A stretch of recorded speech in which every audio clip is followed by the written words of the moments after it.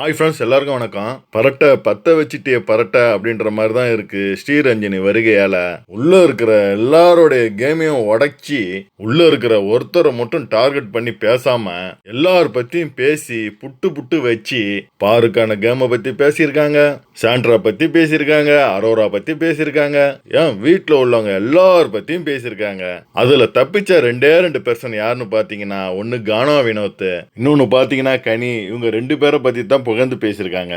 So என்னெல்லாம் advice பண்ணியிருக்காங்க அமித்க்குன்னு நம்ம ஒரு விரிவாக பார்க்கலாமா? பார்க்கறதுக்கு முன்னாடி மறக்காம ஒரு லைக்கை போட்டுருங்க. காலையிலே அமித் கொண்டான சாங்கை போட்டு அமித்தோடைய மனைவியும் அவங்க பொண்ணும் உள்ளே வந்திருக்காங்க. அமித்தோட பொண்ணை பார்த்தீங்கன்னா செம க்யூட்டாக இருக்கிறாங்க. அமித் அவங்க ஒய்ஃபையும் பொண்ணையும் பார்த்த உடனே எமோஷன் ஆகி உடனே ஆக்டிவிட்டி ரூமில் போய் அவருக்கு உண்டான ஆக்டிவிட்டிஸை செய்கிறாரு. அமித் ஒய்ஃப் உள்ளே வந்த உடனே சபரியை தான் கட்டி பிடிச்சி அழுகுறாங்க.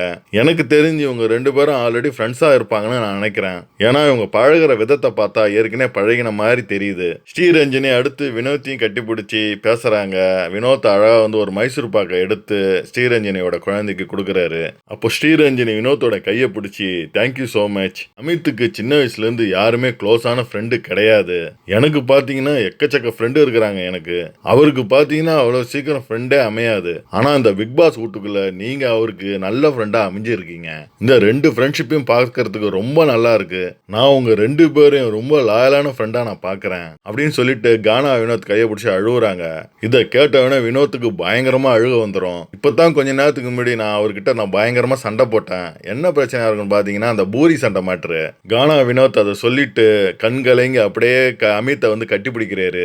உடனே சிவரஞ்சனி, உங்க ஃப்ரெண்டுங்க, உங்களுக்கு இல்லாத உரிமையா? அதெல்லாம் நீங்க உரிமையா சண்டை போடுங்க, அதெல்லாம் நான் தப்பே சொல்ல மாட்டேன், நீங்க தான் நான் விட்டுருவேன் அப்படின்னு சொல்லுவாங்க சிவரஞ்சனி. இதை கேட்ட அமித்தும் பயங்கரமா உணர்ச்சி வசப்பட்டு அமித்தோட கையை பிடிச்சிங்கன்னு ஐ லவ் யூ அப்படின்னு சொல்லி வினோத் அப்படியே ஹக் பண்ணிக்குவாரு. அதுக்கப்புறம் அப்படியே பேசிக்கிட்டே உள்ள வராங்க.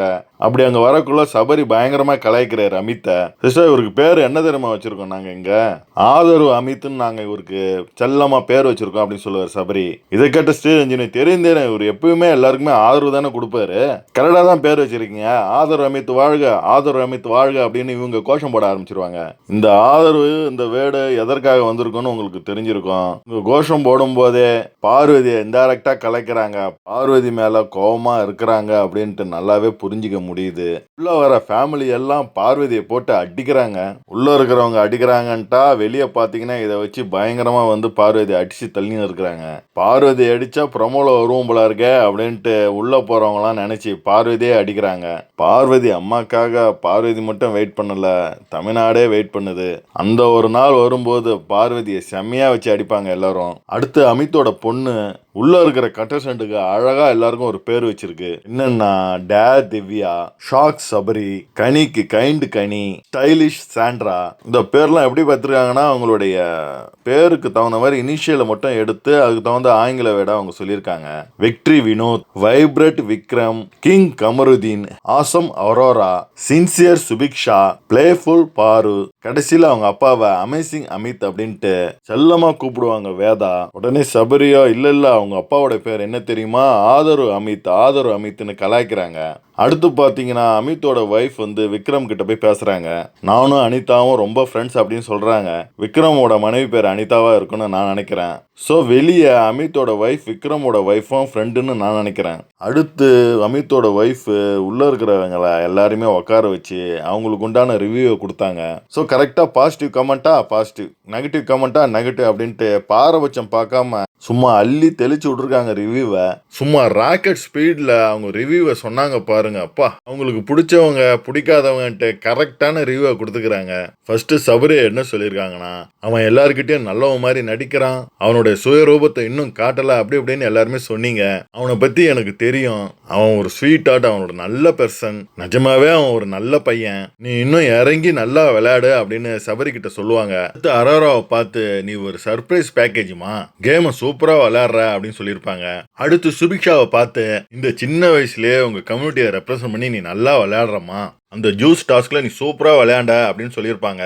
அடுத்து விக்ரம பார்த்து நீங்க நல்ல கேம் விளையாடுறீங்க, உங்க காமெடி சென்ஸ், உங்க டான்ஸ் எல்லாமே எனக்கு பிடிக்கும். ஆனா டாஸ்க்னு வந்துட்டா உங்க முழு பலத்தையும் அதுல காட்டி என்ன பண்றேன்னு உங்களுக்கே தெரியாம மத்தவங்களை தூக்கி போட்டு பண்ற மாதிரி பண்றீங்க.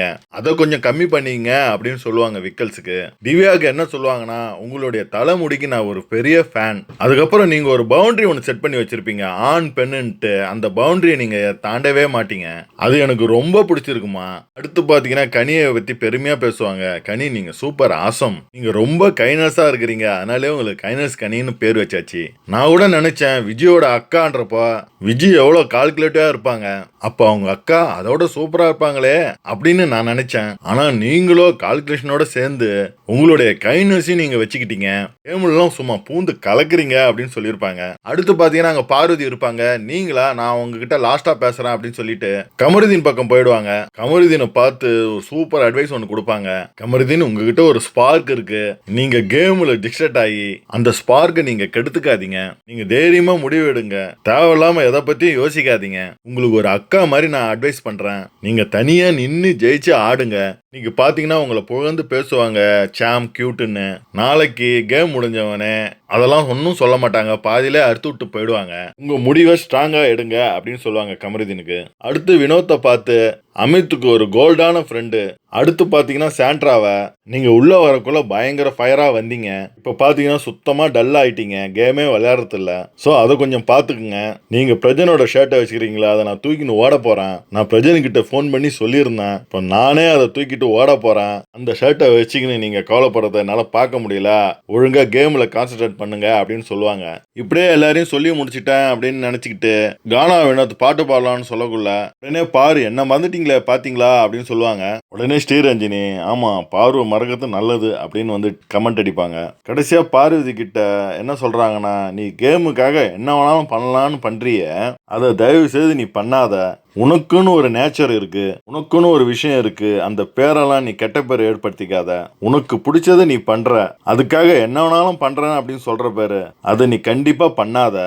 நீங்க எனி லெவலுக்கு போக வேணான்றத தான் நான் உங்களுக்கு சொல்றேன். இது பாத்தீங்கன்னா கேமு கேரக்டர் எல்லாத்தையுமே பாதிக்கும். ஸோ இதுதான் என்னுடைய அட்வைஸ் அப்படின்ட்டு பார்வதிக்கு அட்வைஸ் பண்ணுவாங்க. அதுக்கப்புறம் பாத்தீங்கன்னா அமித்தை கூட்டு தனியா தரமான அட்வைஸை கொடுத்துருப்பாங்க. எல்லார் பற்றியும் உண்மையா உடைச்சி பேசியிருப்பாங்க. அதை நான் அடுத்த வீடியோவில் உங்களை நான் கண்டினியூ பண்ணுறேன். இப்போவே பெருசாக லெங்க்த்தாக போயிட்டு இருக்கு. ஸோ மக்களே, அமித்தோட ஒய்ஃபு தரமான ரிவ்யூவும் தரப்பான செருப்படி பதில்களும் எல்லாருக்குமே கொடுத்துக்கிறாங்க.